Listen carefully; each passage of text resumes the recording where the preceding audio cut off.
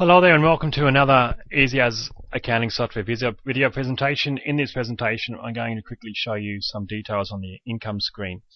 We ask that you go back and look at the expense videos because they go in quite in depth on the expense screen side of it, and that way we don't have to show you everything on the income screen. This way you're not downloading so many videos and doubling up the information. Okay, so what I really want to show you here on the expense screen is just the screen itself.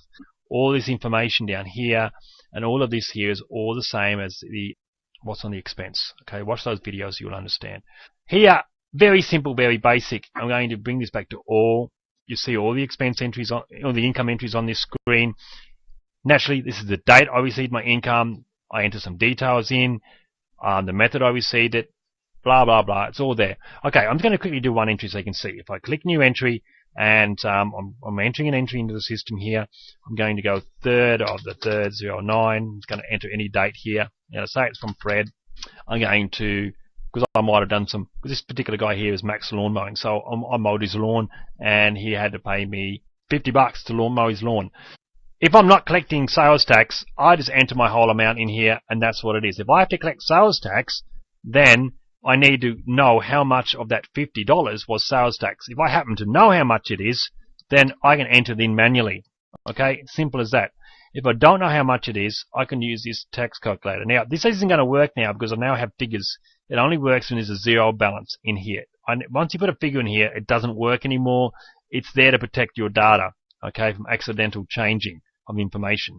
If I click this now, I can now enter in the $50.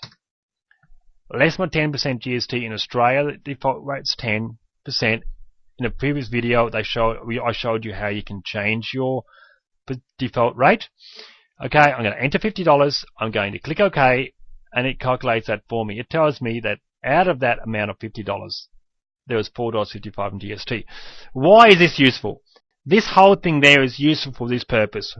What do most contractors do, and what most small business people do when they go to your house to do a job for you, or you go out somewhere, you say, yes, I'll do that job, I'll do this for a couple $100. And does that include GST, or does that include sales tax? Yes, it does. Now, you might have plucked a figure out of your head. I do. I got no idea. I go, oh, well, I don't know how much sales tax is in that. I just plucked that figure out of my head for you. So, this way, you can come back when you do your system and you enter in the income you received. You can record how much sales tax there is because you can click this here and you can quickly, it'll calculate how much was in there for you, even if you have got no idea how much there was, because you just plucked the figure out of the air. That's what that's for. If you've got an invoice, because if you gave the client an invoice previously, naturally it's going to be on the invoice itself, and it's going to tell you how much sales tax is and how much the amount is. So you can just enter it in manually anyway. This here is for auditing, for bank reconciliation. It's the same as the expense video. I'm not going to go through that. Look at the expense for bank reconciliation. What I do want to point out is this. Here, you've got an option with Easy As to print a receipt. Let's say you want to print a receipt. You don't have to see everything to do with accounting. You don't have to do it. I mean, if you don't print receipts for clients, don't print receipts for clients. Who cares? They don't need to have a receipt.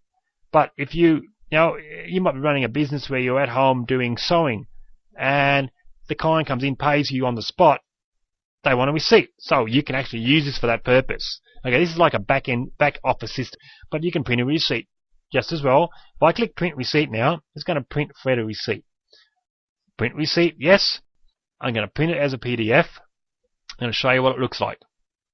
And there's the receipt. When it prints, it's going to print out the receipt, the amount received, GST, sales tax, the amount. It's got it all laid out for you. It prints a nice little receipt. Now I can give that to whoever's sitting there. That's what that's for. Right. I'm not going to explain anything else on this screen right now. The only other thing I want to explain is these columns. You can, same as expense screen, you can add extra columns. You can add up to 2 extra columns onto the income screen. Here, I was mucking around earlier. I'm going to turn these columns on. Yes, I've turned them on. Now, if I jump up here, we now see I've got 2 extra columns. This is what the heading's called because I just put anything in there earlier when I was mucking around. By default, when you first enter the screen, they're going to be empty.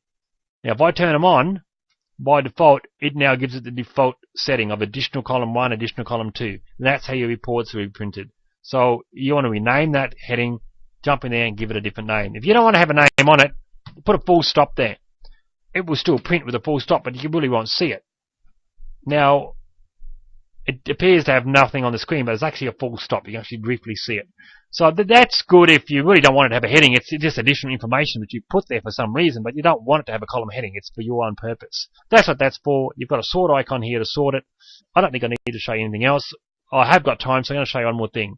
Much like the expense, when you turn the additional columns on, you have a choice here of making entries by line. If I do hit the by line, I can make another entry here, right, from Fred. He's just paid me some more money. Let's just, now I'm going to put that as a manual. I jump over here and see it jumps over to the next two columns, waiting for you to put information in there. If you don't, if there's information to go in there, you enter it in. If there's, then you click enter again, it goes back to here. So it's that sort of a system. But let's say you don't want to enter it like that. You want to make entries by page. You've got the butts of by line, by page brings this up. So you're not, the screen's not going backwards and forwards. You can enter everything onto one nice screen. Now that looks nice. I can go 6th of the, that date there. It's brought up the date according to the date of the computer. The date of my computer is 11th of the 9th, 2009. So it's brought this up here. So it's given us today's date. Naturally, it might not. You might be like me. You do your books once a month. So let's say I can change that. That might have been the 8th of the 8th, 09. It does that because that's not an actual date. You have to put a proper date. I use spaces and it works quite nicely. 8th of the 8th, 09. There it is. Okay, enter my details. Anything in green has to be used. Has to have information in there. I select my method. And there's my two columns. So it's much. I like this here when I'm using additional columns. I like this because I'm not going backwards and forwards across the screen. Here you can complete the transaction and print a receipt at the same time, much the same as clicking this. That's the sales tax calculate button like before. So it's the same thing. Just the total there. Really nice idea. If I click complete now, it's enter that. See the entry appeared there, but didn't quite see it. The entry is on the screen. And now we're back and ready for another one. So I click close and we're back to the screen again. Simple as that. That's the by page of entering. See this little blue box here? When you turn on the additional columns, I'm going to switch this back off. Watch that blue area. It's disappeared. This means, see when you're scanning your screen, if I turn the columns back on, and you're looking for something, you're going backwards and forwards and you're doing this, yeah, a bit of a hassle. If I highlight, I move my mouse just over the top of this, it brings this up. It allows you to view everything the same as before, and it says we've only got 45 entries here. This is wonderful because you can just click your page down icon on your keyboard, and you can flick through and breeze through this. You can use this to go up and down. You can use the slider to go up and down. You can use this. There's heaps of ways to move around this screen. It's a great way of quickly looking for something or looking at the screen. You can click the print receipt from here as well. It's the same as clicking this here. It's just another way to view the information. I'm going to explain this from invoice on another video presentation when I do the invoice presentations. It makes more sense to do it then.